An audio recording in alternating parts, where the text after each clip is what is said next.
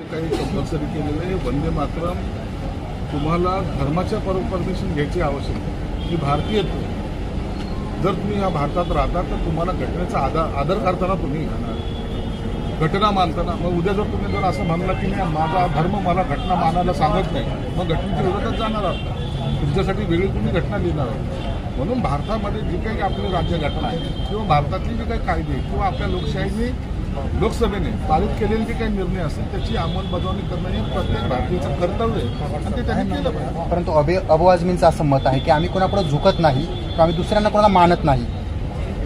तिरंग्याला नका मानू, देशाच्या संस्कृतीला नका मानू, मग पाकिस्तानात जा. दुसरा पर्याय काय असू शकतो? तुम्ही जर कुणालाच मानत नसाल बाबासाहेब आंबेडकर मानता का नाही? मत घेताना फार जोरात वाटतं ना. अशा पद्धतीने नाही चालत. तुम्हाला भारतामध्ये आपण सर्व भारतीय आहोत या भावनेतूनच राहावं लागतं. मी सर्वांसाठी समान आहे आणि त्याचा त्यांनी निर्माण केलेले हे जे काय आहे ज्याला लोकसभा म्हणतात ज्याला विधानसभा म्हणतात त्यांनी पारित केलेल्या कायद्याची अंमलबजावणी करणे हे प्रत्येक भारतीयाचं कर्तव्य आहे.